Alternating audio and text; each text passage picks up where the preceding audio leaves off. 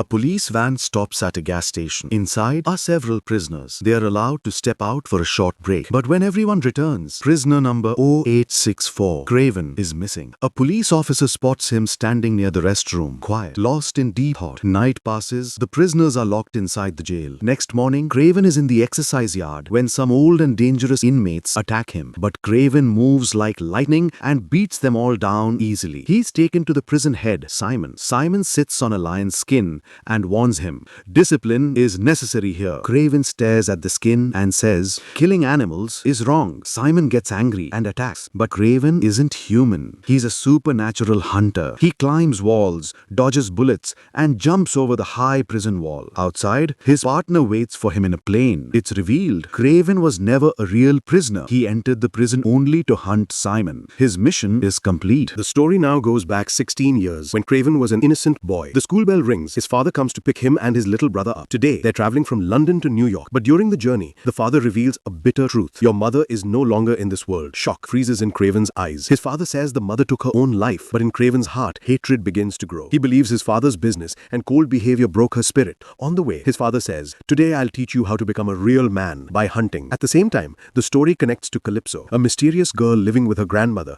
a tarot card reader. Calypso receives the gift of destiny, some magical cards, and a tiny vial containing a formula that can even defeat death. Meanwhile, in the forest, Kraven's father and brother go hunting. When they can't find a lion, the father shoots an innocent animal. And from that moment begins Kraven's hatred and the story of how a hunter turned into a protector. Night has fallen. Kraven and his brother sit inside their tent. The brother playfully mimics Kraven. His walk, his voice, his style. Both burst out laughing, but behind their laughter, an unseen shadow quietly watches. Morning comes, and the hunting begins again. Another hunter visits Kraven's father, offering a partnership, but the father smirks with pride, saying, "I don't make partnerships with anyone." The other hunter, insulted, walks away. Meanwhile, Kraven and his brother wander deeper into the woods, chatting and laughing. Suddenly, from behind the bushes, a lion leaps out. Kraven instantly grabs his gun and steps in front of his brother. But the lion attacks him with full force. Their father runs, firing bullets, but it's too late. The lion drags Kraven into the dark depths of the forest. Somewhere nearby, Calypso is in the same forest with her family. She finds the wounded Kraven, his breathing almost gone. Calypso pours a few drops of her mysterious potion onto his lips, but Kraven's eyes remain closed. The darkness fades, and Kraven's blurry eyes slowly open. He's in a hospital. The doctors had already declared him dead, but suddenly his breathing returns. Calypso's mysterious potion has worked a miracle. Kraven is no longer the same. The lion's blood has merged with his body, giving him its strength. When he returns home, his eyes stop at the wall. Hanging there is the lion's skin and head, the very one that attacked him. His father proudly says, "Now you'll become a hunter like me." But Kraven replies in anger, "I can't kill animals." That night, he leaves home. His brother tries to stop him. "First Mom left, now you'll go too?" Kraven simply says, "If I stay, I'll become a hunter too." He walks away toward an animal sanctuary in Russia, a place that once belonged to his mother.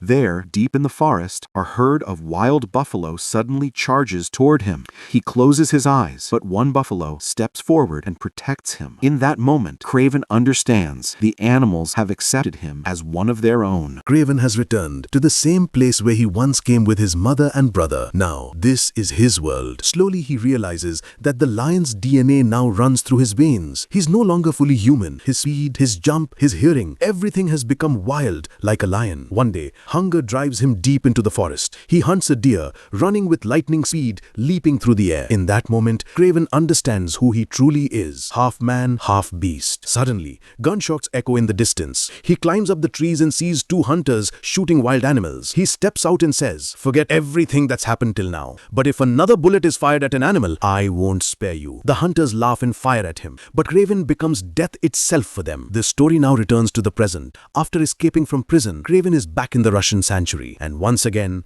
gunshots echo through the jungle. He knows now the forest needs him again. The hunters' trucks are loaded with dead animals. Kraven sneaks up to them and attacks one by one. His speed is now lion-like. He knocks down the driver and the hunters. From the truck, he finds a diary with the hunters' names written inside. That diary becomes his new list of justice. Calypso is now a lawyer. Today is the funeral of her friend, the one Simon killed, the same Simon who spread terror in the prison. Kraven meets Calypso and tells her that Simon died because of him. Calypso is suspicious at first, but she checks online and finds the prison news. The truth comes out. Kraven shows the diary and says, I have the list of those who kill innocent animals. I will finish them. Calypso, who now understands the law, agrees. She will use legal routes and hidden information to expose the cases where the law failed. Kraven and Calypso's alliance is now ready to fight for the forest. On the other side, we see a familiar face, Alexei, the same hunter who once approached Kraven's father years ago, offering a partnership that was refused. Now, one of Alexei's men tells him that a man called Hunter is killing off poachers, but Alexei just smiles coldly. Let him do what he wants. The real hunt is about to begin. Alexei goes to them and meets the same inmates who once worked for Simon. He says, Simon is dead now. I've come to take his place. Some join him. Those who refuse get shot. Alexei doesn't even flinch. His hidden sniper takes out the rest in seconds. Alexei has now become the new leader. Meanwhile, Kraven visits his brother. It's his birthday. A little later, their father also arrives. The three of them sit together and share a drink. But the next morning, when Kraven goes to his brother's room, there are bloodstains on the bed and his brother is gone. He rushes outside and sees men forcing his brother into a helicopter. Kraven runs with all his strength, but the helicopter lifts off. Later, he learns the shocking truth. A Turkish gang was behind the kidnapping, and now they're demanding $20 million in ransom from Kraven. Kraven, burning with anger, goes to his father. He says, I need $20 million to save my brother. His father replies coldly, I won't bow down for you, Kraven. Kraven stays silent, but fire blazes in his eyes. He goes to Calypso next. He needs to find the Turkish man involved in his brother's kidnapping. Using her contacts, Calypso digs up information. They learn he's hiding in an old warehouse. Reaching there, Kraven is surrounded by armed men, but no one can stand against the man with lion's blood. He takes them all down and storms straight to the Turkish man. Roaring, Kraven demands, where is my brother? Terrified, the man stammers, your brother. He's with Alexei now. Meanwhile, Alexei sits across from Kraven's brother. He says, your brother will soon kill your father. Join me, and I'll give you a power no human has ever known. The brother hesitates, torn between doubt and temptation. Back in the jungle, Kraven and Calypso return to the animal sanctuary. Over the past 16 years, Kraven has built his own weapons there. Now, he has only one goal, to destroy Alexei. But then, noise echoes through the trees. Alexei's men have arrived. Brother has revealed his location. Gunfire fills the air. The jungle roars. But this time, Kraven isn't alone. The animals, his true allies, rise to defend him. Kraven is no longer just a man. He's the king of the jungle, ready for war, with his pack by his side. The battle is raging on, but there's another danger in the shadows. A man who can hypnotize people. He catches Kraven in his trance and is about to carry him away, when Calypso suddenly steps forward and takes him down. The man collapses. Kraven snaps out of the spell. His breath steadies. The fight isn't over yet. Meanwhile, Alexei and his men have stormed the entire sanctuary. He's sure Kraven is already dead, but what he sees next turns his confidence into terror.